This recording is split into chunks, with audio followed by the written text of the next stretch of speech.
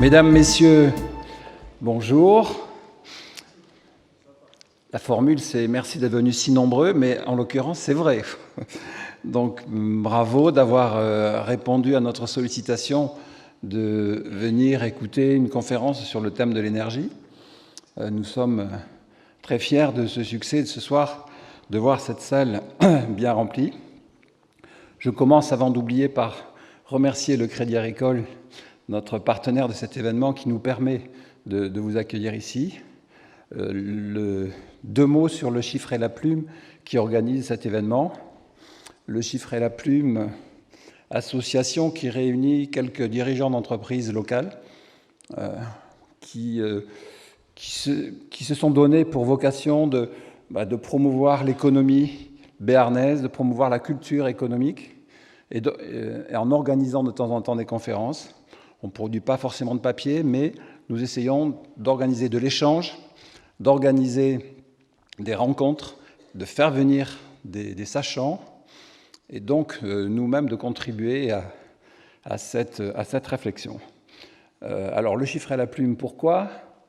On a souvent tendance à opposer l'un à l'autre. Le chiffre, c'est la précision, c'est l'exactitude,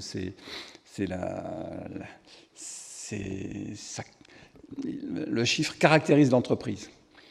Et alors que la plume, c'est l'écriture, c'est l'esprit, on s'envole un petit peu, et là on s'éloigne de l'entreprise. Eh bien, nous avons voulu rapprocher les deux pour dire que l'un est utile à l'autre. Vous prenez l'un, vous prenez l'autre, mais les deux ensemble, ça fait plus que deux. Une entreprise sans avoir cet esprit, aujourd'hui, n'a plus de sens. Il s'agit de donner du sens. Et la juxtaposition du chiffre et de la plume, eh bien, c'est cet esprit qui vient se coller, s'ajouter au chiffre pour donner ce sens, pour donner cette vie. Et donc, nous sommes convaincus qu'une entreprise a un rôle sociétal, une entreprise a besoin d'avoir un objet qui assemble, qui fédère, mais également une responsabilité sociétale. Et de nos jours, on ne peut plus le concevoir autrement. Donc voilà ce qui anime le Chiffre et la Plume, la science et l'esprit, si on veut le dire comme ça. Et je remercie Max Moreau, ici présent, pour nous avoir donné ce titre magnifique. Donc voilà ce que nous essayons de faire. Et si vous êtes intéressé par cette démarche, n'hésitez pas à vous rapprocher, vous verrez notre site Chiffre et Plume, et nous serons ravis de vous accueillir. Pour cette année 2019, nous nous sommes donnés comme thème l'énergie. Alors pourquoi l'énergie ? Eh bien parce qu'il nous semble que notre pays de Béarn est caractérisé par le sujet de l'énergie. Il y a une histoire ancienne, même avant le pétrole, avant le gaz, si on parle des vallées avec l'hydroélectricité. Et puis il y a une transformation. Et notre thème de ce soir, c'est la transition énergétique. Nous avons la conviction que le Béarn a une notion de responsabilité sur le thème de l'énergie et qu'il convient de le mettre en avant pour identifier notre terre de Béarn. C'est certainement l'actualité aujourd'hui. Regardez tous les débats sur le climat et le reste. C'est l'actualité qui nous pousse à regarder le sujet différemment. Et le sous-titre de cette conférence, c'est « Vérité et contre-vérité ». Rêve et réalité. Parce qu'on entend beaucoup de choses. Et bon, nous n'avons pas la prétention d'avoir la réponse, mais par contre, nous avons voulu inviter des sachants qui vont peut-être nous donner des contre-vérités, nous expliquer comment eux voient les choses. Donc, le sujet de l'énergie, mais sous l'angle de la transition, cette mutation sociétale que nous sommes en train de vivre et qui pourrait être un thème d'identification pour le Béarn, avec, pourquoi pas, un projet à construire pour le Béarn, un projet pour la ville de Pau, pour l'agglomération de Pau et pour l'ensemble du Béarn, autour de l'énergie. Nous sommes très fiers d'avoir aujourd'hui la société Total qui est toujours présente, même s'il n'y a plus d'extraction, l'usine de Lac, Donc il y a quelque chose à faire et nous aimerions que la Terre de Béarn s'engage sur le sujet de l'énergie. Je n'en dis pas plus, je vais appeler mon ami Denis Palluat à me rejoindre, qui a été l'instigateur de cette conférence et qui va vous présenter les intervenants qui vont nous ravir avec leurs propos. Donc merci à tous, messieurs. Vous remarquerez que l'équilibre des genres n'est pas respecté, mais on a fait ce qu'on a pu. Denis, à toi.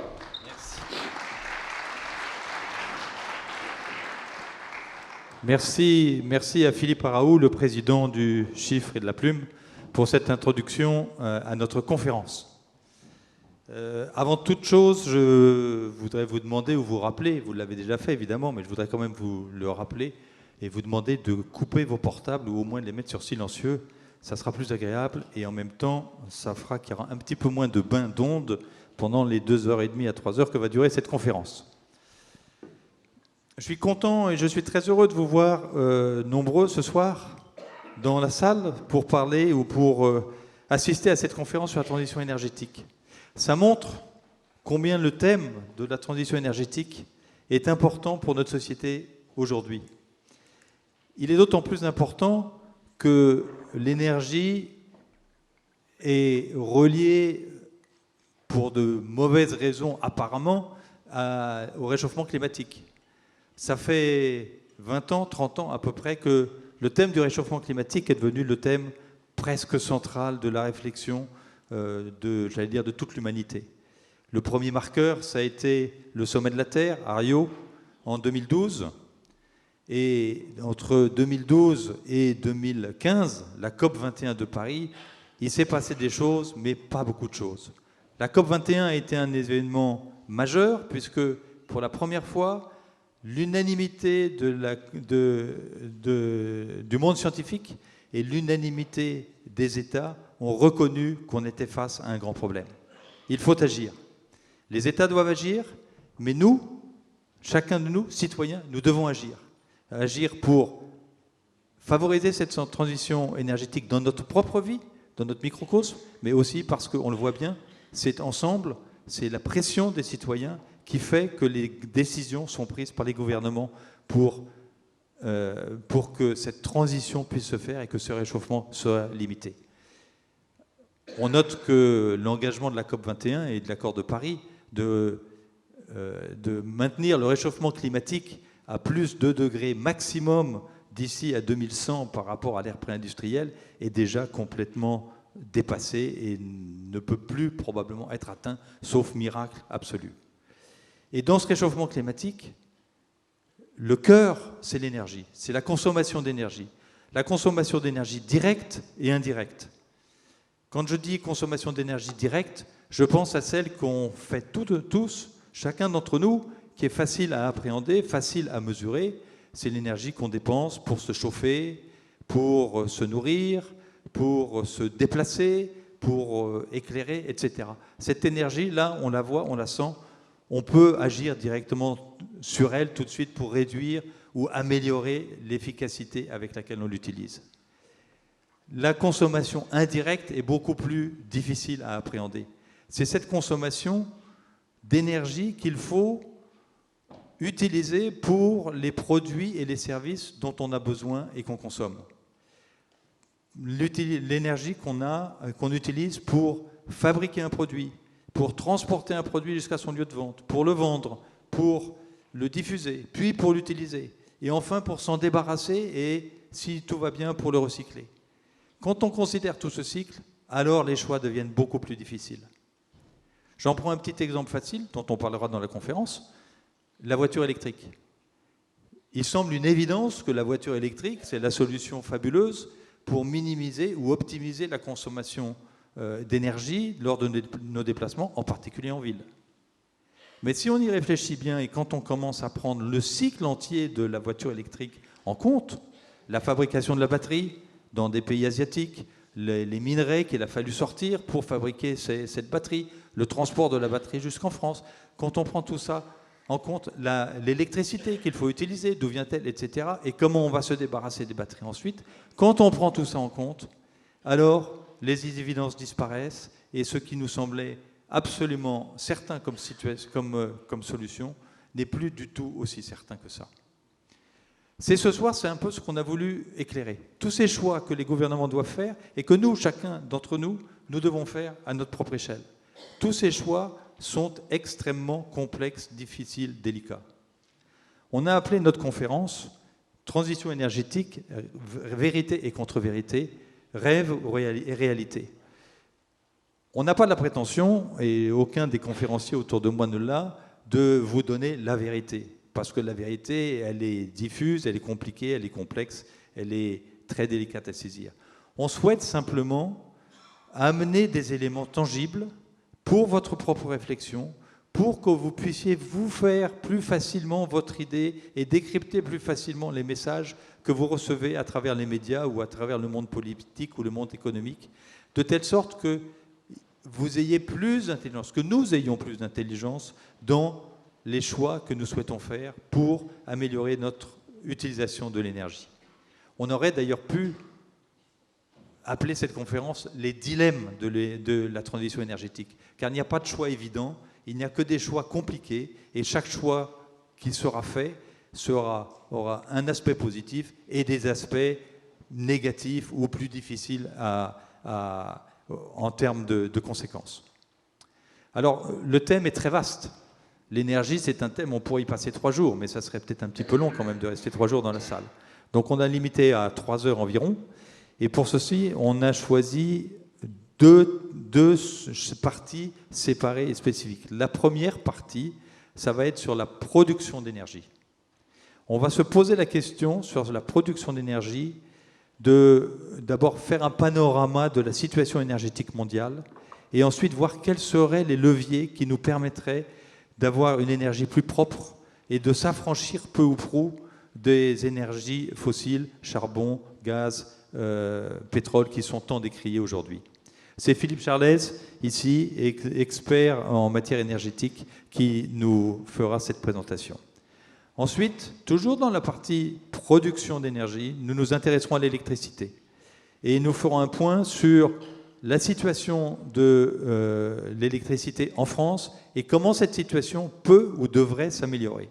Marc Lotz, qui est le directeur d'Enedis pour les départements du Sud-Ouest, nous parlera de l'électricité. Après cette première partie sur la production, nous passerons à la consommation d'énergie, qui elle aussi est un secteur très vaste, une partie très vaste. Et nous nous sommes concentrés sur 2 secteurs qui nous touchent particulièrement, nous publics. C'est le secteur des transports et le secteur de l'habitat. Et nous avons demandé à Nicolas Meillan, qui est un expert en mobilité du futur, de venir nous parler des transports, et Julien Camborde, architecte qui dirige le bureau d'architecture du même nom Camborde à Pau, qui nous parlera de l'habitat. Après ces 4 interventions, nous aurons en conclusion, nous ferons appel à notre grand témoin, Yves Parlier, qui est ici dans la salle et qui nous fait le plaisir d'être avec nous et qui viendra pour nous donner son ressenti à la fin de cette conférence et nous parler un petit peu de ses projets, car Yves Parlier est extrêmement investi dans l'amélioration de l'efficacité énergétique pour les transports maritimes. Je ne présente pas Yves Parlier. Vous savez que c'est un grand navigateur français qui a gagné de multiples courses au grand large en voile et qui, passionné de technologie depuis toujours, a réussi à chaque fois à gagner ses courses grâce à des avancées technologiques qu'il faisait sur ses propres bateaux. Et il continue dans ces avancées de technologie maintenant pour le transport maritime. Voilà. Une petite précision, nos 4 intervenants, et Yves Parlier évidemment, sont totalement libres de la parole. Le Chiffre et la Plume, Philippe Araou l'a peut-être dit, est une association complètement indépendante, qui ne dépend d'aucun parti, qui ne dépend d'aucun lobby, qui ne dépend de personne. Et donc nous avons donné à nos intervenants la totale liberté de parole. Ils s'expriment en leur propre nom et ils vont vous dire leur propre credo, si je puis dire, dans leur domaine d'expertise.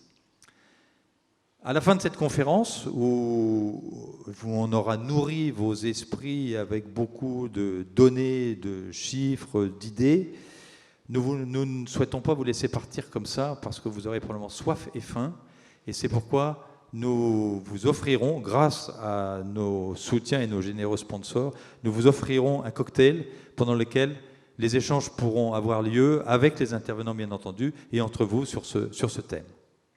Voilà ce que je voulais vous dire en introduction. Et maintenant, je vais passer la parole à Philippe Charlaise. Je sors ma petite note pour vous le présenter d'une façon plus formelle. Philippe Charlaise est ingénieur des mines de l'École polytechnique de Mons, en Belgique, et docteur en physique de l'Institut de physique du Globe de Paris. Il a fait toute sa carrière dans le domaine de l'énergie. Il est un expert international en énergie et il est l'auteur aujourd'hui de nombreuses publications et ouvrages sur l'énergie. Il fait partie du think tank Sapiens et il est l'expert en énergie de ce think tank. Son dernier ouvrage généraliste traite de la transition énergétique et s'appelle « Croissance, énergie, climat, dépasser la quadrature du siècle ». Pas du siècle, mais du cercle. Philippe enseigne à Sciences Po, à Dauphine, à l'INSEAD, à l'École des mines de Paris, au Centre international de formation européenne et à la Khalifa Université à Abu Dhabi. Il est donc un expert parfaitement au cœur de nos préoccupations. Merci d'applaudir chaleureusement Philippe pour lui donner l'énergie dont il a besoin.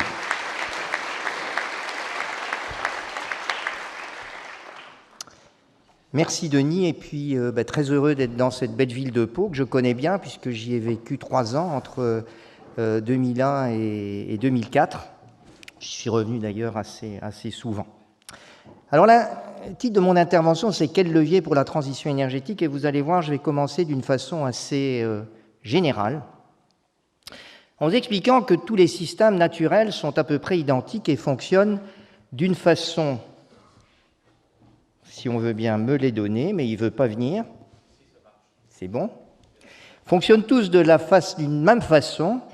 Ils ont besoin d'un flux d'énergie rentrant, ils ont besoin, pour vivre, de ce qu'on appelle en thermodynamique un flux d'énergie libre, c'est-à-dire que c'est la partie utile de l'énergie rentrée, et puis inévitablement il y a un flux de déchets sortants qui sont, on dit, mais je ne vais pas insister là-dessus, fortement anthropiques. Alors si je prends le corps humain par exemple, vous avez un flux d'énergie rentrant, vous mangez et cette énergie que vous absorbez vous permet de vous déplacer, de penser, et puis il y a un flux d'entropie sortant que je vous laisse imaginer.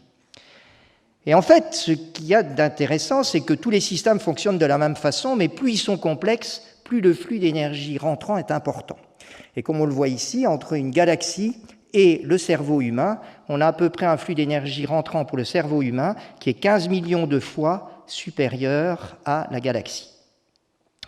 Et en fait, les sociétés humaines n'échappent pas à la règle. Elles nécessitent également, on va le voir, un flux d'énergie rentrant, produisent un flux d'énergie libre et produisent un flux de déchets sortants. Mais comme on le voit déjà ici, c'est que les sociétés humaines consomment encore un flux d'énergie rentrant supérieur, puisqu'il est 50 millions de fois supérieur à celui d'une galaxie et 3 fois supérieur à l'énergie requise pour le cerveau humain. Alors si je reprends le modèle, vous avez donc en énergie rentrante, c'est le flux d'énergie primaire consommé chaque année, donc la valeur c'est 160 pétawattheures, et cette énergie, ce flux d'énergie rentrant est essentiellement des énergies fossiles. On va retenir très rapidement 85% d'énergie fossile et le reste se décompose à peu près à parts égales entre 5% de nucléaire, 5% d'hydroélectrique et 5% de renouvelable.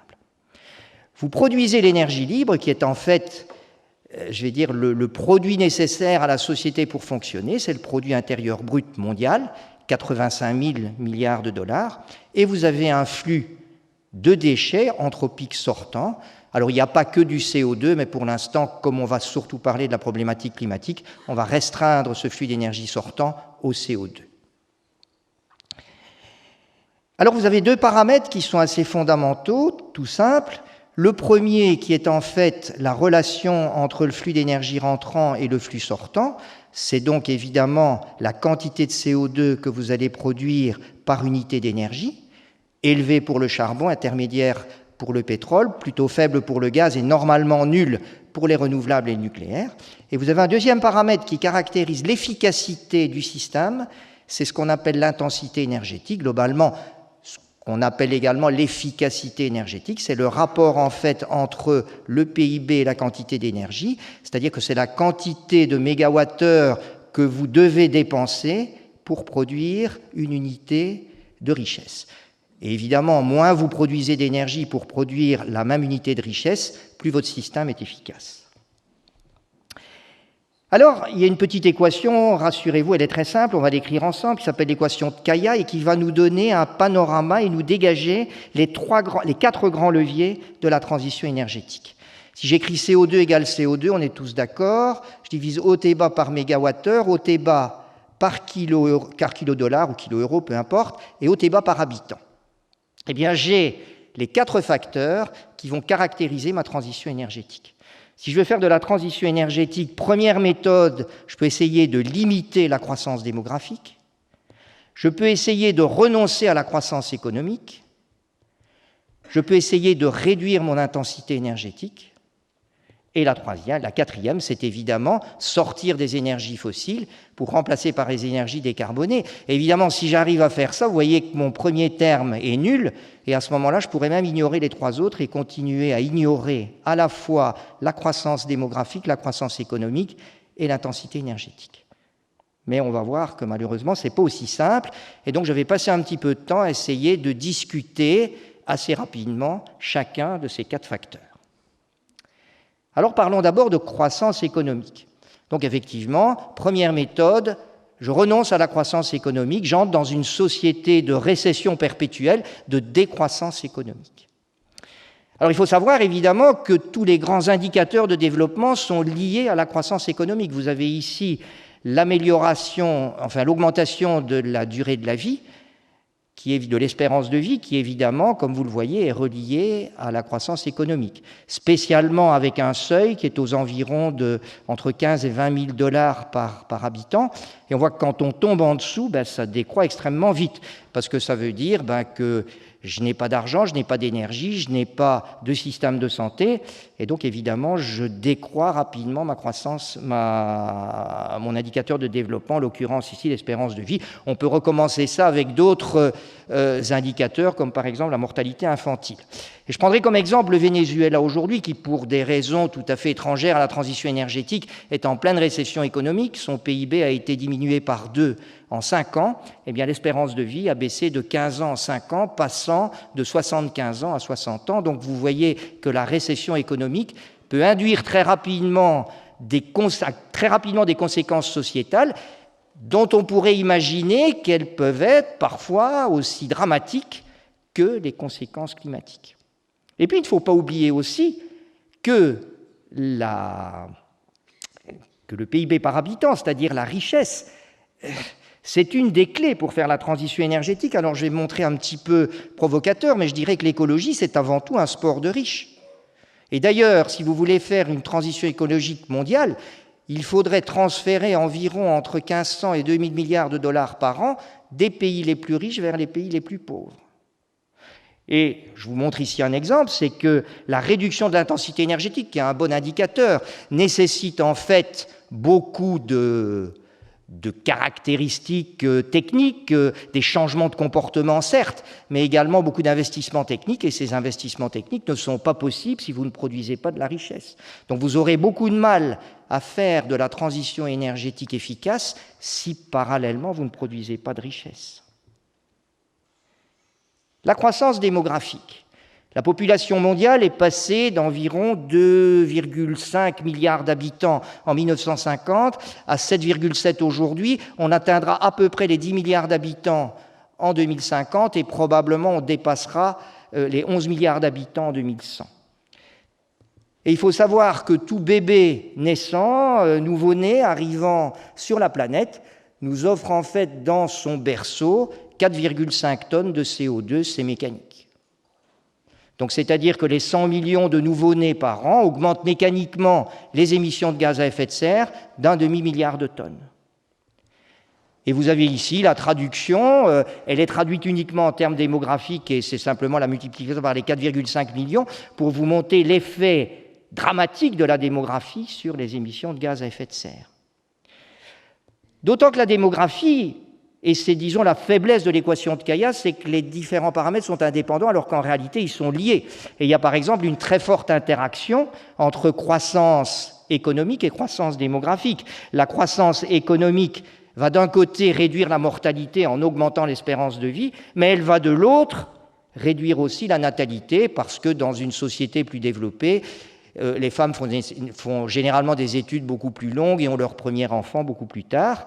Et donc c'est dans un subtil équilibre entre natalité et mortalité liée à la croissance économique que nous allons avoir ou pas de la croissance démographique et une croissance mécanique des émissions de gaz à effet de serre.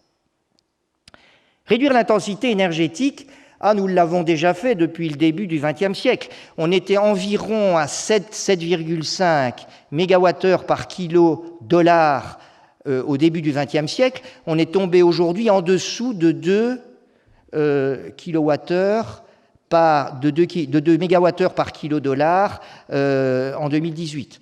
Donc, c'est-à-dire que notre système énergétique économique est aujourd'hui 3 fois plus efficace qu'il ne l'était au début du XXe siècle. Mais tout ça ne doit pas cacher une très forte hétérogénéité mondiale. Vous voyez ici que la moyenne mondiale est environ à 1,88, que tous les pays de l'OCDE sont bien en dessous, avec des performances excellentes pour la France, l'Allemagne. Excusez-moi. On a essayé de me perturber, mais ça ne marchera pas. Donc j'en étais à l'intensité énergétique mondiale. Comme vous le voyez ici, tous les pays de l'OCDE sont bien en dessous, y compris la Chine, y compris les États-Unis, alors que tous les pays émergents sont au contraire largement au-dessus. Vous voyez en fait qu'un Russe, pour la même production de richesse, va consommer 5 fois plus d'énergie qu'un Français, un Allemand ou un Britannique. Alors, on le voit ici, c'est ce que j'appelle deuxième symbole assez peu politiquement correct, c'est ce que j'appelle le syndrome du pauvre, c'est-à-dire que les grandes réserves de réduction de l'intensité énergétique ne se trouvent plus tellement dans les pays de l'OCDE, mais dans les pays émergents. Alors pour réduire l'intensité énergétique, on a 4 leviers. Ce sont les transports, c'est l'habitat, l'industrie et la génération électrique. Je ne vais pas en parler puisqu'en fait la deuxième partie de la conférence, l'industrie ne sera pas couverte, mais les transports, l'habitat et l'électricité sera couverte. Et puis je vais m'intéresser maintenant à la réduction du contenu carbone. Alors réduire le contenu carbone, ça veut dire quoi? Ou passer à une société dite verte? Tout simplement, je remplace mes énergies fossiles par des énergies vertes. Vous avez ici du solaire, de l'éolien, de l'hydrogène. Mon PIB qui était brun, alors malheureusement ici il était bleu, il devient vert, là il est gris, mais normalement la couleur de mes slides, il est vert. Et en sortie, vous supprimez le flux d'entropie sortant. Alors avec le solaire, c'est pas difficile, l'entropie, vous la déplacez dans le soleil. Alors est-ce que ça c'est réellement possible ou pas? Alors, la croissance économique, elle est apparue en fait au milieu du XIXe siècle. Avant, il n'y a pratiquement pas eu de croissance économique. Je me réfère notamment aux travaux de l'économiste anglais Angus Maddison, qui a étudié par des standards sociétaux la croissance économique à peu près depuis Jésus-Christ. Et on voit d'ailleurs que si j'avais une échelle homogène, puisque la première partie de l'échelle, c'est pratiquement 900 ans et la deuxième partie 100 ans, ma croissance économique, c'est pratiquement un Dirac, c'est une anomalie complète de l'histoire. Si je regarde la transition, si je regarde la nature énergétique de ces sociétés, ma société pré-industrielle, c'était une société de renouvelables. J'utilisais du bois pour me chauffer, pour cuire mes aliments, j'utilisais du vent pour me déplacer, voire de l'eau, et j'utilisais essentiellement du biocarburant, c'est-à-dire de l'avoine, pour nourrir mes chevaux. Il faut quand même savoir que la société pré-industrielle, la moitié des terres cultivées, c'était pour les chevaux. Donc on était dans une société où il était pratiquement plus important de nourrir les chevaux que de nourrir les hommes. Et puis on est passé à une société différentes avec d'autres types d'énergie, qui sont les énergies fossiles, très décriées aujourd'hui, comme le disait Denis, le pétrole, le gaz, le charbon et aussi le nucléaire. Alors nos ancêtres n'ont pas pour autant renoncé aux énergies renouvelables. Ils ont même essayé d'y injecter de la technologie. Et il faut savoir en fait que les grandes technologies vertes, alors bon, je ne parlerai pas du moulin à vent, qui lui est quand même bien antérieur, mais quand on regarde des technologies comme l'électrolyse de l'eau, Nicholson, début du 19e siècle, la première voiture électrique, Strating, un Hollandais, en 1835, la pile à combustible nécessaire pour transformer l'hydrogène en électricité et faire ce qu'on appelle aujourd'hui une voiture à eau, 1839. Hertz inventa l'effet photoélectrique base des cellules photovoltaïques en 1880, et il faut savoir que Diesel et Ford ont d'abord fait fonctionner leur voiture au biocarburant, l'huile d'arachide pour Diesel et l'alcool à brûler pour Ford. Et en fait, ce qui a été l'innovation destructrice de toutes ces belles inventions, ça a été la découverte du baril de pétrole. Donc si on revient à M. Schumpeter qui parle d'innovation destructrice, donc ça veut dire que vous faites de la croissance économique quand vous remplacez une innovation vous remplacez une technologie par une innovation qui va détruire la technologie précédente. Il se fait, là vous avez l'exemple, le CD, le disque vinyle a été détruit par le CD et le CD par la clé USB. J'ai du mal à croire que si le pétrole a été l'innovation destructrice des renouvelables, les renouvelables vont devenir l'innovation destructrice du pétrole. Et notamment quand je vois la catastrophique année 2018, croissance de la consommation d'énergie presque 3%, investissement 330 milliards de dollars dans les renouvelables, implémentation de 145 gigawatts de solaire et d'éolien, 2,5 fois le parc nucléaire français, je parle sur le plan mondial. Mais quand je regarde la répartition de cette augmentation d'énergie, c'est 18% de renouvelables et 71% de fossiles. Donc ça veut dire que je n'arrive pas à faire de la croissance économique avec les renouvelables. Dès que j'ai de la croissance économique, j'ai qu'une solution, je me retourne vers le pétrole, le gaz et le charbon. Alors on pourrait essayer de comprendre pourquoi.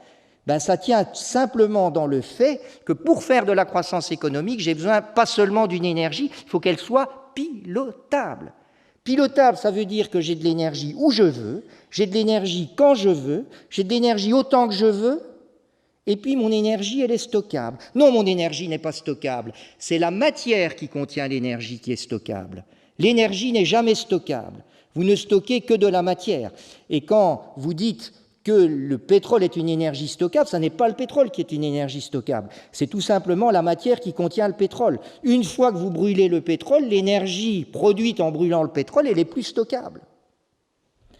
Et malheureusement, quand je vois mes renouvelables, ils ne sont pas pilotables. Je ne sais jamais où je produis, je ne sais jamais quand je produis, je ne sais jamais combien je produis, et en plus, ce n'est pas stockable. Comment voulez-vous que je fasse de la croissance économique avec ça ? Seul moyen, vous allez le voir, c'est de multiplier les équipements. Alors ça s'exprime dans ce qu'on appelle les facteurs de charge. Je ne vais pas trop insister là-dessus, mais c'est la durée de l'année pendant laquelle vous produisez de l'énergie avec un équipement donné. L'éolien, c'est 20%, le solaire, c'est 12%. Le nucléaire et les fossiles, à la limite, c'est 100% en théorie. Alors, ce n'est pas tout à fait ça, parce qu'il faut faire de la maintenance dans les centrales nucléaires, dans les centrales à charbon ou avec vos voitures. Mais cela étant, ça pourrait être 100%. Donc, vous avez d'un côté quelqu'un qui travaille 90% du temps, et de l'autre, quelqu'un qui travaille soit de 20, soit de 10. Qu'est-ce qu'il faut que je fasse ? Il faut que j'embauche. Et si j'embauche, ça veut dire que je multiplie les équipements. Et donc, c'est pour ça que je voudrais vous montrer que la transition énergétique, ça n'est pas un défi technologique, c'est un véritable effet d'échelle. Alors, on va prendre quelques exemples rapides. Je vais remplacer mes 58 réacteurs nucléaires français par des éoliennes. Je fais un calcul sur des éoliennes de 2 MW, ça m'en fait 120 000. Or, comme on en met aujourd'hui en œuvre 600 par an, ça me fait 200 ans de travail. Je pourrais aussi essayer de remplacer les 50 milliards de litres de diesel et d'essence consommés chaque année en France par de l'hydrogène. L'hydrogène vert, produit avec de l'électrolyse de l'eau. Pour produire l'hydrogène vert, à partir de l'électrolyse de l'eau, j'ai évidemment besoin d'électricité. Et donc je calcule assez simplement qu'il me faut 500 TWh d'électricité. Ça me fait à nouveau 62 réacteurs nucléaires supplémentaires ou 125 000 éoliennes. Je pourrais aussi calculer, extrapoler cette très belle invention qu'est l'avion Solar Impulse et essayer de voir quelle surface d'aile il me faudrait pour pouvoir faire voler au solaire un Airbus A380. Alors j'ai fait un calcul en puissance, un Solar Pulse. Déjà, je regarde, l'empattement des ailes d'un Solar Pulse, c'est 63 mètres. Un Airbus A380, c'est à peu près 80 mètres. On est dans le même ordre de grandeur. Ben, si vous faites le calcul pour arriver à produire les 50 mégawatts de l'Airbus avec du solaire, il me faut une surface d'aile égale à 90 terrains de football. Et pareil, vous avez ici une très belle vue du Solar Car qui est à AutoWorld à Bruxelles. Je vous conseille d'aller voir ce très beau musée de l'automobile à Bruxelles. Nicolas le connaît certainement. Eh bien voilà la surface nécessaire pour faire rouler une voiture. Vous voyez, il n'est plus question d'emmener la famille, les enfants, le vélo et les bagages. Vous roulez tout seul dans la voiture, et si jamais on veut effectivement emmener tout le monde, ben vous allez prendre pratiquement la largeur de 3 autoroutes. Et la biomasse, c'est pareil. Je prends un puits de pétrole. Alors bon, j'ai pris ici 4 millions de barils pour les quelques ingénieurs pétroliers dont je sais qu'ils sont dans la salle. 4 millions de barils sur 20 ans, c'est un puits moyen offshore, on va dire. Ben, si je veux produire la même quantité d'énergie avec du bois, il me faut environ 10 000 hectares de forêt. Tout ça pour vous dire que si depuis le début de la révolution industrielle, on avait continué à utiliser le bois comme ingrédient de la croissance économique, il y a bien longtemps qu'il n'y aurait plus un arbre sur cette très belle planète. Et d'ailleurs, j'en prends pour preuve la reforestation de la France, 15 millions d'hectares en 1500, 4 millions d'hectares en 1800. Le bois était à l'époque la source principale d'énergie. On est remonté aujourd'hui à 16 millions d'hectares. En conclusion, je ne pense donc pas, et je ne crois pas du tout, que la croissance verte, c'est-à-dire 100%, soit possible. Je crois à une croissance arc-en-ciel dans laquelle il y aura bien sûr de la croissance verte, mais il y aura aussi de la croissance jaune, c'est-à-dire du nucléaire, et il y aura toujours de la croissance bleue, c'est-à-dire du gaz, et même de la croissance brune, c'est-à-dire du pétrole. Et d'ailleurs, tous les scénarios sérieux 2050 démontrent qu'il y aura encore 50% de fossiles en 2050, avec un mix très différent, beaucoup plus de gaz, moins de pétrole et probablement plus de charbon. Maintenant, si on veut réellement décarboner, vous avez une seule source d'énergie décarbonée qui coche toutes les cases de la pilotabilité, c'est bien évidemment le nucléaire. Et ça veut donc dire qu'une transition accélérée ne peut pas éviter une renucléarisation de la société. Renucléarisation d'abord dans sa version imparfaite, qu'est la fission nucléaire, parce que ça génère des déchets.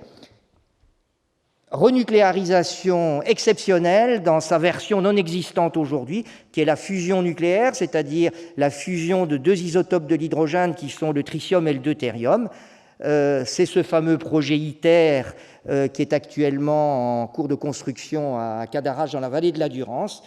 Et je dirais que notre réel salut de pouvoir décarboner la société tout en gardant de la croissance économique, de la croissance démographique, tout en améliorant l'intensité énergétique, c'est la fusion nucléaire. Et d'ailleurs, il n'y a pas que moi qui le dis, puisque selon le IA, les objectifs d'électricité verte sont absolument inatteignables sans le nucléaire. Je vous remercie.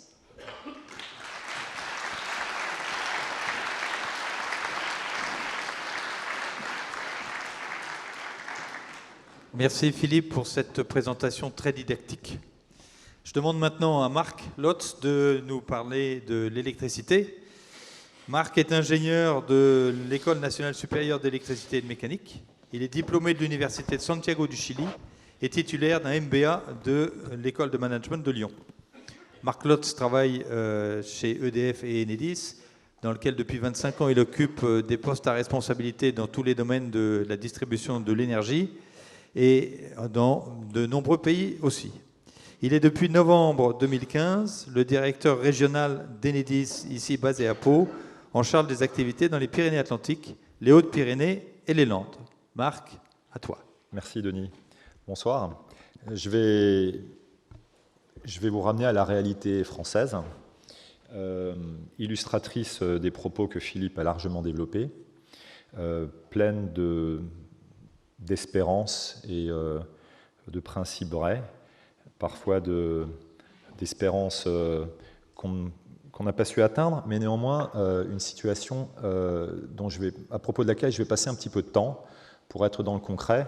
Vous le verrez, il y a quelques chiffres, il y a aussi des sources, parce que s'il est un sujet dont aujourd'hui on parle beaucoup, il est le même à propos duquel on peut entendre un peu tout et n'importe quoi.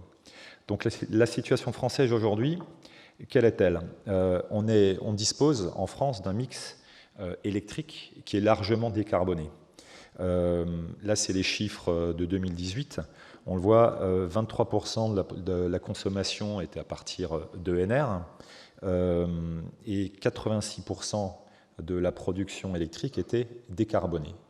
Donc, si on court après une forme d'espérance ou de rêve, aujourd'hui, être à 86% de décarbonation, c'est ce que la France réalise. Elle le réalise comment? Elle le réalise, comme l'indiquait d'ailleurs Philippe, à travers une production largement nucléaire et complétée par du thermique qui vient boucler un ensemble dans lequel la France peut même se permettre d'exporter entre de la production renouvelable et de la production nucléaire.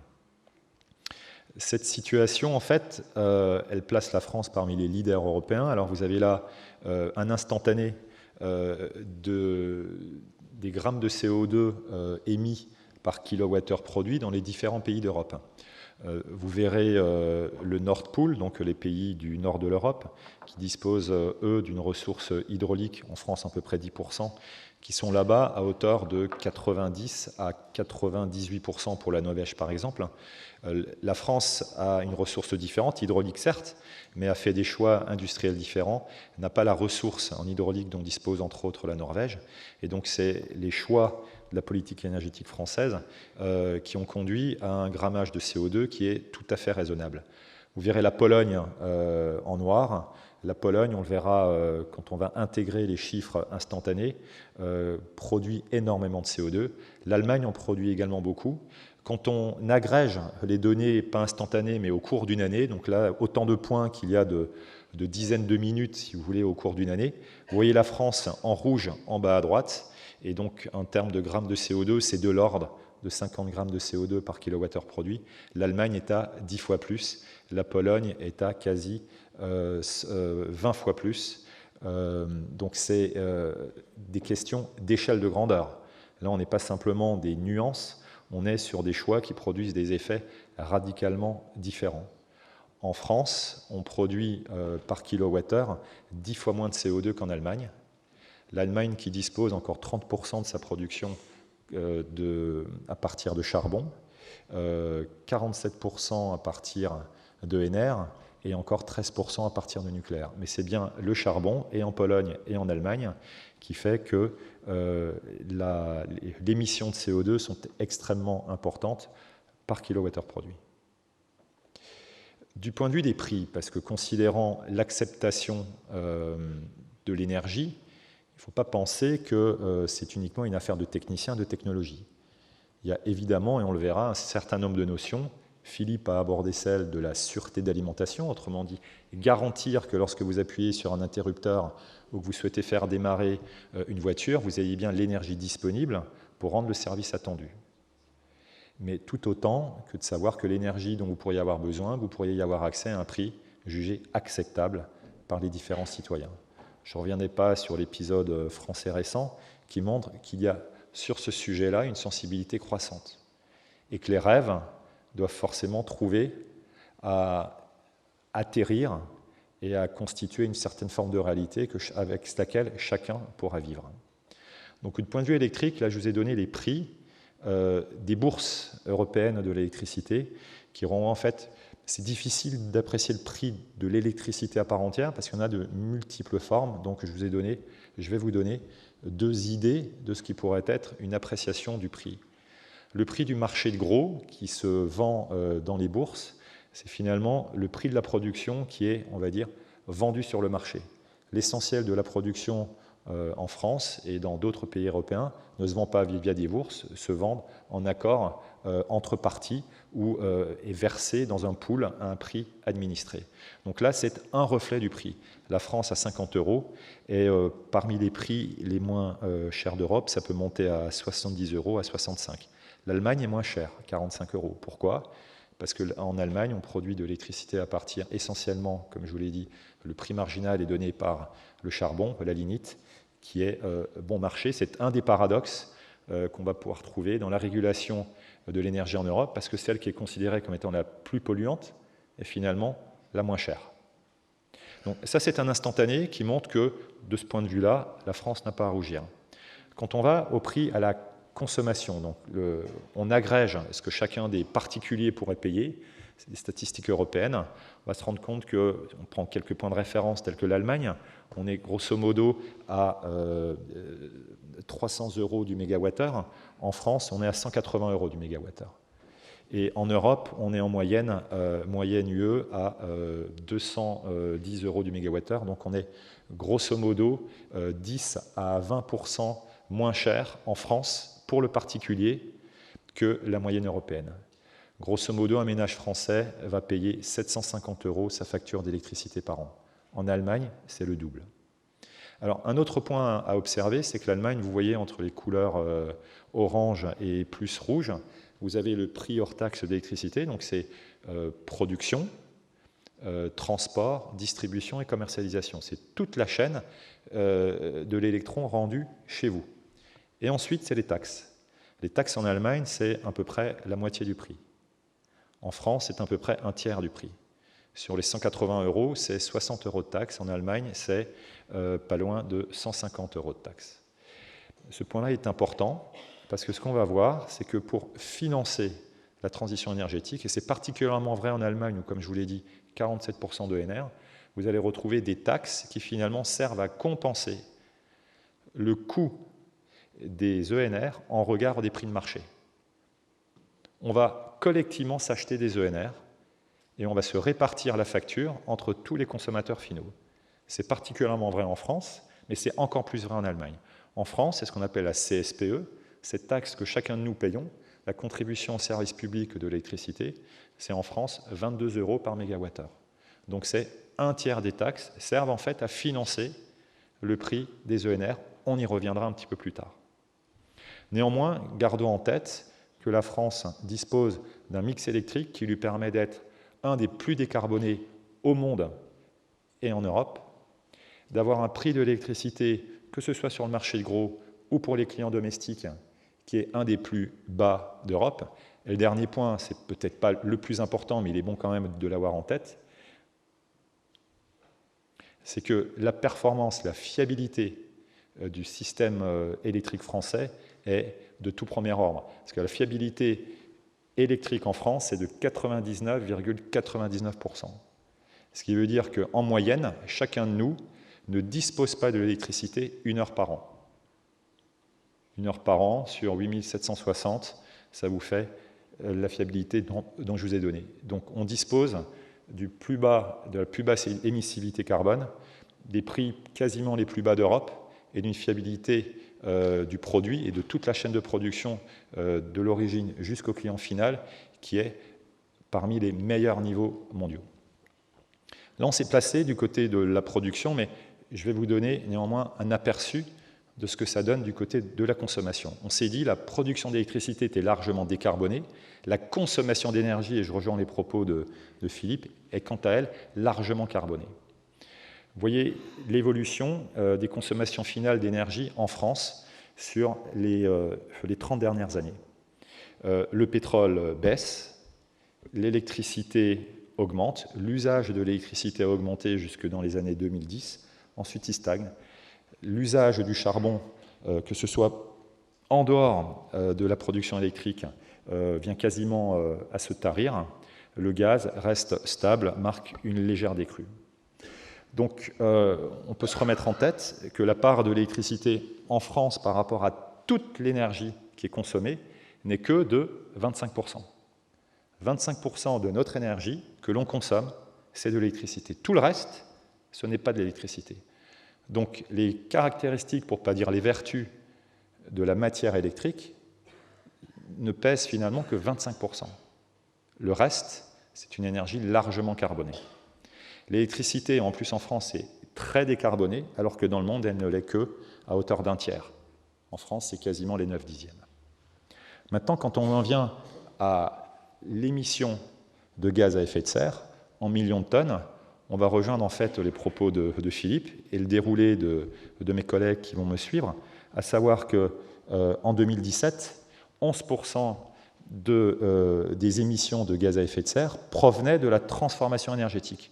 Et l'électricité, la production électrique, en prenait une petite partie. Mais finalement, la transformation énergétique, ça ne pèse qu'à peu près 10%. Tout le reste du CO2 est produit en France, principalement dans les transports, 30% ou 29%, dans l'habitat, dans l'industrie et dans l'agriculture. Et la France, à ce titre-là, pour ce qui relève des émissions de CO2, ne respecte pas les engagements qu'elle s'est elle-même adressés. Donc on est dans une situation où il y a un vrai sujet, y compris en France, par rapport aux émissions de CO2.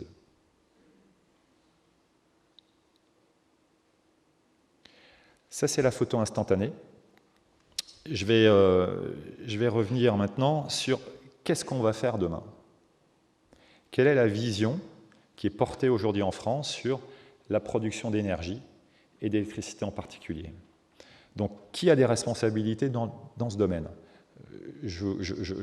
Mon témoignage vous apporte ce qu'aujourd'hui on vit sur le terrain. Premier lieu, le gouvernement propose une programmation pluriannuelle de l'énergie.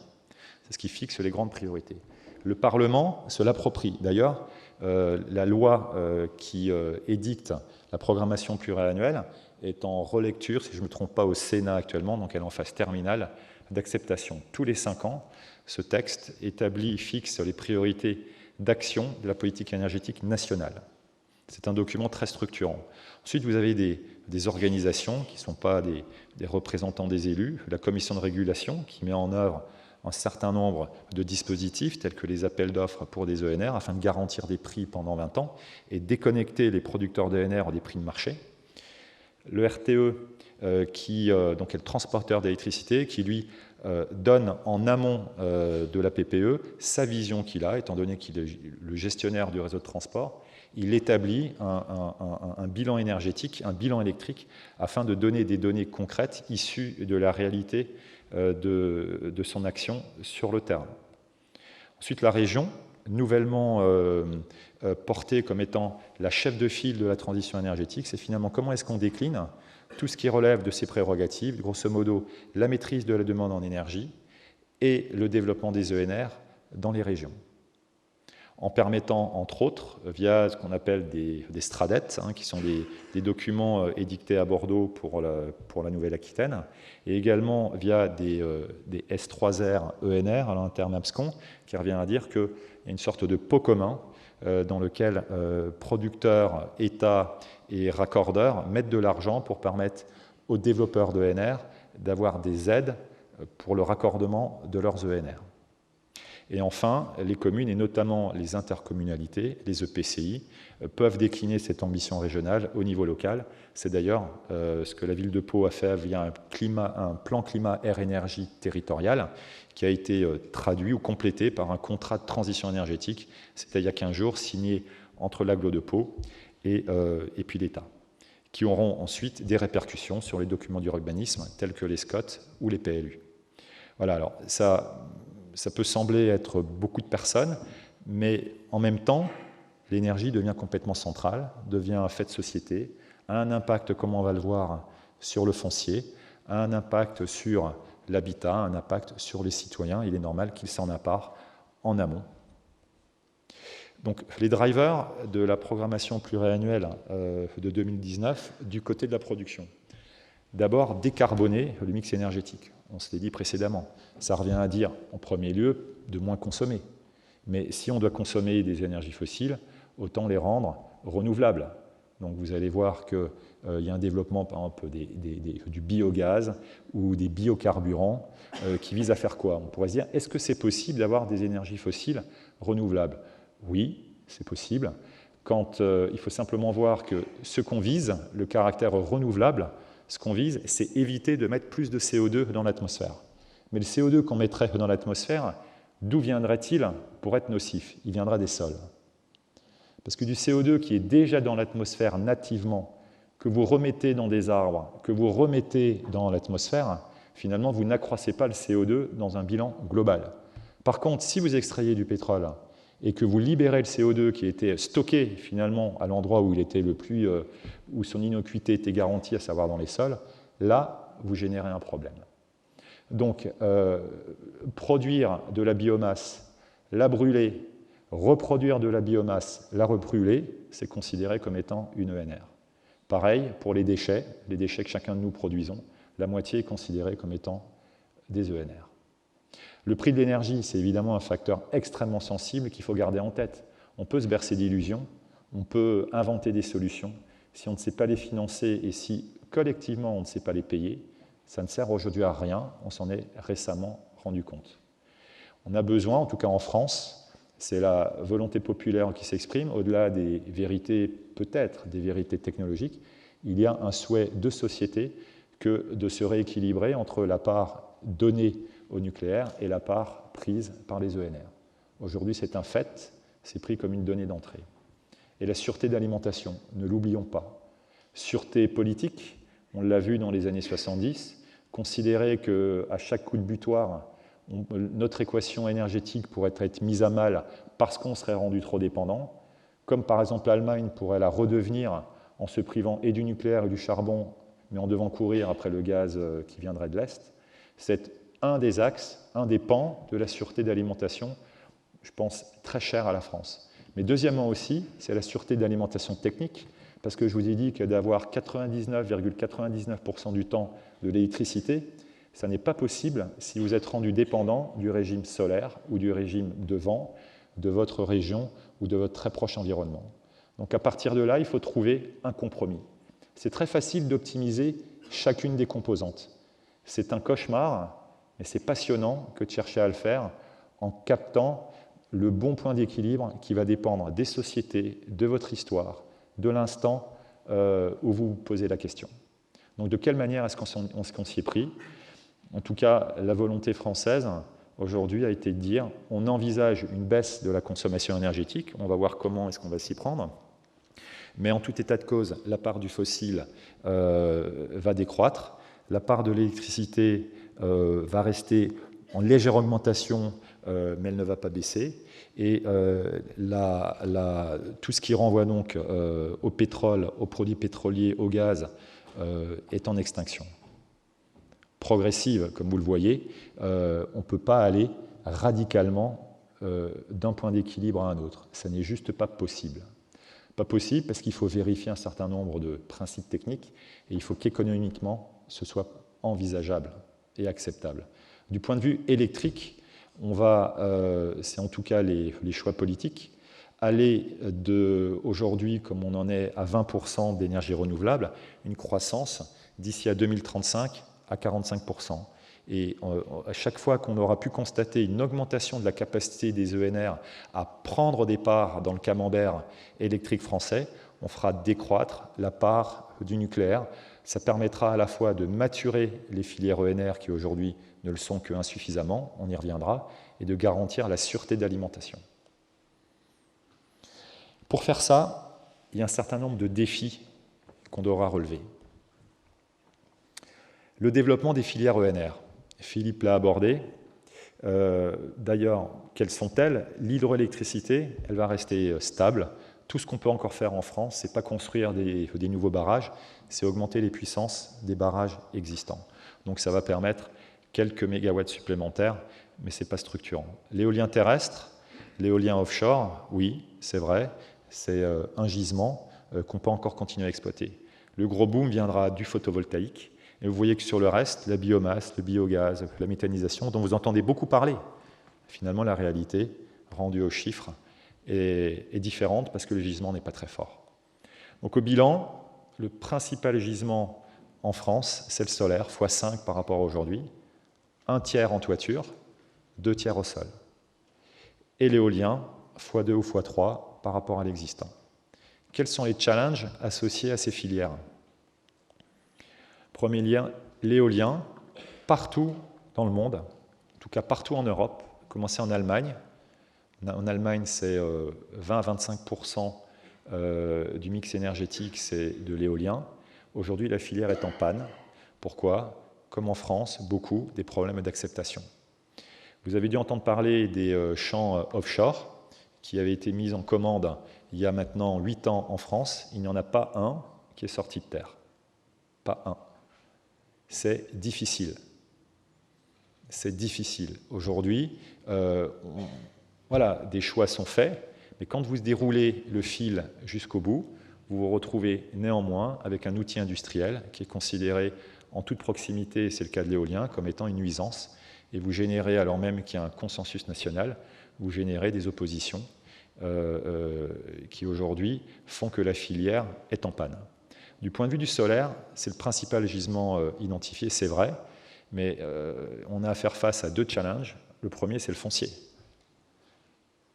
1 mégawatt, ça égale 1 hectare, ça égale 1200 heures de fonctionnement par an.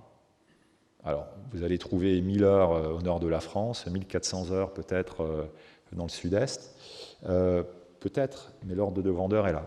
Donc, pour chercher le gisement identifié, en 2028, c'est juste dans 10 ans, dites-vous qu'il faut 400 km², c'est 1/1000 de la France. Et encore avec ça, vous avez quoi comme équation? Vous avez une dizaine de % du mix électrique. Donc, c'est compliqué.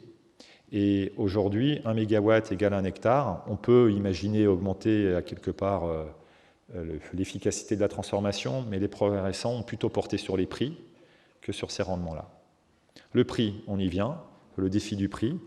Là, vous avez les derniers appels d'offres de la Creux pour différentes formes de solaire, entre les très grandes tailles, hein, ça va, c'est le F1, c'est la courbe du bas, jusqu'aux toitures.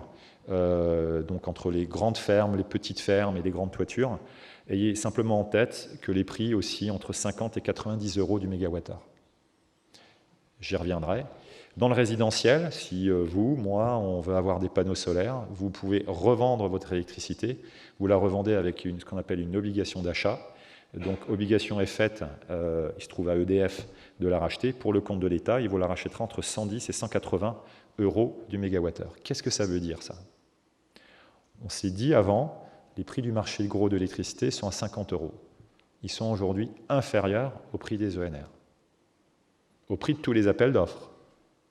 Donc, vous ne pouvez pas devenir un acteur sur le marché. Il n'y a personne pour acheter votre électricité aujourd'hui. Parce qu'en plus d'être plus cher, je rappelle qu'elle n'est pas garantie. Alors que quand vous achetez sur le marché, vous achetez un bloc. Ça correspond à la certitude d'avoir l'électricité quand vous l'avez commandée. Là, ce n'est pas le cas. D'où, on se l'est déjà dit, les taxes qui servent à compenser ce surcoût. Et ces taxes en France ont augmenté de 600% en 10 ans, depuis l'avènement de la CSPE. Donc la question de l'acceptation du prix de l'électricité renvoie beaucoup, et ce n'est pas forcément su, dans le fait que derrière la majeure partie des hausses du tarif régulé de l'électricité, c'est la hausse des taxes. Mais vu d'un consommateur, peu importe. Et donc on a eu en Allemagne, en France, à se financer la part des ENR déjà présentes, mais qui ne sont pas dans le marché. Deuxièmement, on est avec un prix du kilowattheure domestique à 180 €. Donc on pourrait se dire, tiens, si moi j'arrivais à produire chez moi à un prix de l'ordre de 100 €, de 120 €, ça pourrait être pas mal, parce que finalement, je pourrais m'éviter d'acheter de l'électricité à 180 €. C'est ce qu'on appelle l'autoconsommation. Ça, c'est possible, mais si tout le monde faisait la même chose. D'abord, vous, à titre individuel, si vous ne vous sourciez que à partir de votre production, ben vous n'aurez plus accès au réseau. Le réseau, il faut le payer. Le réseau, c'est derrière un parc de production, c'est le côté assurantiel de votre raccordement électrique. Et deuxièmement, un peu comme dans un lotissement, si vous disiez, moi, c'est moi qui vais payer mes routes dans mon lotissement, mais je ne vais plus payer la taxe communale. Comme finalement, devant ma maison, je n'ai qu'une route du lotissement. D'accord, mais comment vous faites pour arriver dans votre lotissement? Comment vous faites pour en sortir? Comment vous faites pour aller au-delà de votre lotissement? Donc il y a clairement une notion d'intérêt individuel et d'intérêt collectif. À petite dose, c'est possible. À haute dose, ça dénature l'équilibre autour duquel s'est construit le système électrique français sous l'angle économique. Donc le challenge du prix, aujourd'hui, il est important en France, il est moins important ailleurs. Pourquoi? Parce qu'ailleurs, le prix de l'électricité est plus élevé. Donc vous êtes moins en concurrence avec une énergie moins chère.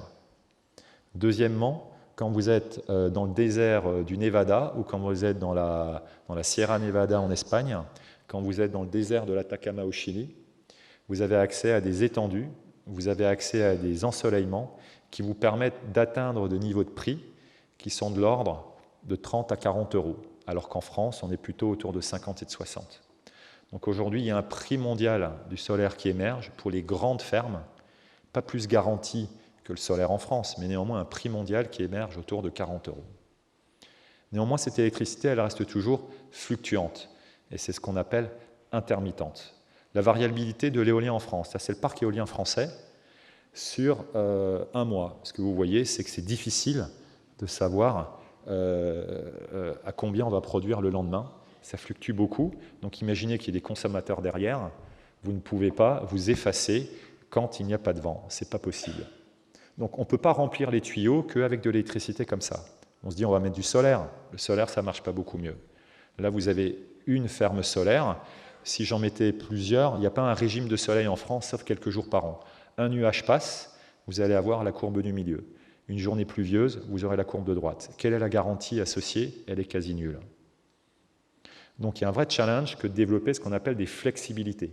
Flexibilité pour permettre d'assimiler ces formes d'énergie-là, qui vous apportent des électrons, mais pas forcément ceux que vous aimeriez consommer. Donc il faut développer des flexibilités. La flexibilité, c'est le fait d'être en capacité de moduler volontairement votre puissance, à la hausse ou à la baisse. Alors vous en avez de partout des flexibilités. Vous pouvez avoir des flexibilités à la production, vous pouvez avoir des flexibilités à la consommation, et finalement, ce qui sait faire les deux, c'est le stockage. Donc on a besoin de développer des flexibilités pour assimiler plus de NR, ce qui est souhaité par tout le monde. Donc on a besoin de donner une forme de caractère garanti à l'électricité intermittente. Et ça, c'est un coût. Le coût aujourd'hui du stockage, il est de l'ordre 100 € par mégawattheure. Donc quand vous sommez le prix de l'électron solaire à 50, que vous mettez du stockage à 100, vous êtes largement au-delà des prix du marché. Et c'est ça le prix de l'énergie garantie dont chacun de nous a besoin. Donc on en a encore besoin, encore plus, parce qu'on développait plus de NR. C'est ce que la PPE, je vous ai dit, le prévoit également. Mais il faut aussi le voir ce qui peut se passer ailleurs. On peut avoir des perspectives d'avoir un prix du stockage qui va baisser. Quand on va développer des capacités de production. Finalement, c'est développer des batteries. On va vous parler plus tard de l'analyse du cycle de vie de la batterie. Qu'est-ce que ça vaut? Est-ce qu'il y a un coût cash, mais est-ce qu'il n'y a pas un coût caché derrière la batterie? En tout état de cause, le caractère aléatoire doit être pris en compte, parce que quand on va un petit peu plus loin de savoir est-ce que c'est possible d'avoir 100% de NR dans la production électrique, j'ai envie de dire oui, c'est possible, mais en tenant compte d'un certain nombre de paramètres. Le caractère garanti, il est évident, il n'existe pas aujourd'hui. Il faut se doter de capacités de flexibilité, c'est un vrai challenge. Le prix aujourd'hui n'est pas dans le marché. La sécurité, moi je ne sais pas dire si des batteries chinoises ou des panneaux chinois, ça apporte une sécurité politique comme la France a jadis cherché à l'acquérir. Bref, je pense que c'est intéressant d'avoir des perspectives, mais que dans la mesure où ça reste des perspectives, que c'est motivant sans avoir une sorte de radicalité à la mettre en œuvre immédiatement. Parce que là, on pourrait détruire de la valeur. Est-ce qu'on saurait faire face au développement de la mobilité électrique? C'est une question que j'entends souvent, y compris chez les concessionnaires automobiles, qui me disent, tout en ayant des voitures, mais de toute façon, le réseau, il va sauter. Alors, ça me fait un peu réagir, Parce qu'il est bien prévu qu'on développe le parc automobile français dans la PPE, encore une fois, à hauteur de 27% du parc. C'est énorme, hein, il est de 0,5% à peu près aujourd'hui. Donc c'est un bond qu'on aura à faire. Bon, nonobstant les analyses de cycle de vie, c'est ici ce qui est prévu dans la PPE. Quel impact ça va avoir sur le système électrique français? Est-ce que ça va tenir? Alors, une analyse en énergie, on aura besoin de plus d'électrons, c'est vrai, pour remplir les batteries, à défaut de remplir les réservoirs. Ça pèse à peu près... Ça, c'est un signal pour moi? Ce n'est pas mon téléphone qui sonne, c'est le minuteur. Ok. Donc si tu peux ça va aller un petit peu plus vite, merci. Donc, c'est possible. C'est possible, c'est 10%, c'est prévu dans les projections. Donc, ce n'est pas ce qui est le plus difficile à atteindre. C'est en fait un transfert d'usage. Plutôt que de faire du CO2 avec du combustible fossile, autant utiliser de l'électricité qui n'en produit que très peu. Maintenant, en puissance.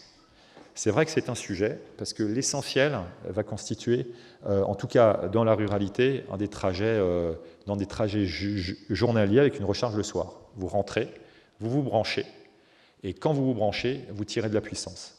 Ça, c'est sûr, si tout le monde fait pareil entre 19 et puis 21 heures, ça peut poser des problèmes. Maintenant, il faut bien voir que la recharge, ça ne va pas forcément se passer comme ça. Il y aura plusieurs formes de recharge possibles. Vous pourrez d'abord rentrer chez vous et programmer votre recharge, comme vous programmez une machine à laver, avec des signaux tarifaires, même éventuellement, mais vous pourrez la programmer en pleine nuit, pas forcément au moment où tout le monde rentre. Ça, c'est un premier mode de recharge. Ça permettra de limiter l'impact sur le système électrique. Deuxièmement, c'est une version très évolutive de ce que pourrait être la recharge, avec une recharge dynamique, où finalement, votre batterie, encore pleine, vous la mettez à disposition du système électrique. Peu importe, vous, ce qui compte pour vous, c'est qu'elle soit remplie le matin à 7 heures. Qu'elle soit vidée complètement le soir à 21 heures pour aider finalement peut-être même à votre consommation domestique, et qu'elle se remplisse de 4 heures à 6 heures du matin, peu importe. Vous pourrez avoir un contrat avec un fournisseur via un compteur qui pourra vous dédier certains usages et avoir des contrats par usage. On pourra donc faire ça et limiter encore plus l'impact sur le système électrique. On a parlé électricité, juste un mot sur l'hydrogène, sans revenir sur le fait que l'hydrogène soit produit majoritairement aujourd'hui à partir d'énergie fossile. Pour produire de l'hydrogène, on aura besoin d'électricité décarbonée, d'accord, mais on en aura 2 à 4 fois plus besoin que si on roulait directement en voiture électrique. Pourquoi? Parce que le mécanisme qui vise à en produire via une électrolyse, à reproduire de l'élec via une pile à combustible, a un rendement, c'est têtu, qui consiste en fait, qui conduit à consommer 2 à 4 fois plus d'électricité décarbonée en comparaison à une mobilité électrique. Donc la mobilité hydrogène a beaucoup d'avantages autour de l'autonomie, la vitesse de recharge, constitue pas en soi une énergie stockable, mais ce qu'on pourrait en faire peut être stocké sous forme hydrogène, c'est intéressant. Et donc c'est très intéressant pour certains usages. Un bus par exemple, qui fonctionne toute la journée, me semble en être un parfait. En fait, et pour en terminer avec, la transition énergétique, en tout cas, qu'est-ce que ça bouleverse autour du mode de production et du modèle de production électrique en France? En France, on était comment? Des grosses centrales, nucléaires, thermiques, hydrauliques, et des consommateurs, vous et moi, qui n'ajustions pas nos comportements. On appuyait, on était généralement même vus comme étant des abonnés, pour plusieurs raisons, entre autres que le prix n'est pas cher, mais en tout état de cause, parce qu'il y avait une abondance et qu'on n'en parlait pas. Ce n'était pas un sujet. Ça marchait et ce n'était pas un sujet. Aujourd'hui, ce n'est plus tout à fait ça. D'abord, on va avoir de l'énergie beaucoup plus répartie. Et c'est vrai dans les campagnes. Avec, si on se développe aussi fort que ça sur le solaire, dans certains cas, des conflits d'usage. Alors, pas forcément des conflits tout de suite, mais à minima, il va y avoir des discussions à avoir et à répartir les usages, à faire bien attention à ce qu'on va réaliser. Et deuxièmement, on aura, enfin, ce qu'on observe déjà, hein, c'est que le fait énergétique, le fait électrique, est au milieu des repas de famille. Tout le monde en parle. Et c'était pendant un temps l'affaire des grands, aujourd'hui ça devient l'affaire des petits. Alors, il y a beaucoup d'avantages. On peut espérer que les comportements évoluent parce qu'on en aura besoin individuellement, et ce n'est pas facile. Collectivement, on en a déjà parlé, mais individuellement, ce n'est pas facile. Mais aussi, ce qu'il apparaît, c'est que la gouvernance change. On a parlé des solidarités entre le rural et puis l'urbain. On n'a pas encore parlé du fait qu'il y a des préoccupations citoyennes, parfois sous pression, mais des engagements aussi qui peuvent se faire. Les gens sont beaucoup plus prêts qu'il y a 10 ans, mais aussi la capacité à décider est revenue en région et est revenue en local. Et ça, c'est complètement nouveau également. Il y a de multiples défis. Je vous assure, des transitions énergétiques et numériques, c'est des formidables opportunités. Je peux vous donner celles que je connais au jour le jour, il y en a de multiples autres. Quand vous avez à raccorder 95% des ENR, quand vous avez à développer des bornes de recharge, quand vous avez à numériser la relation avec vos clients pour leur permettre d'ajuster leur comportement, vous êtes face à des défis technologiques, humains, de compétences qui prennent du temps, mais qui valent largement la peine d'être vécus. Je vous remercie.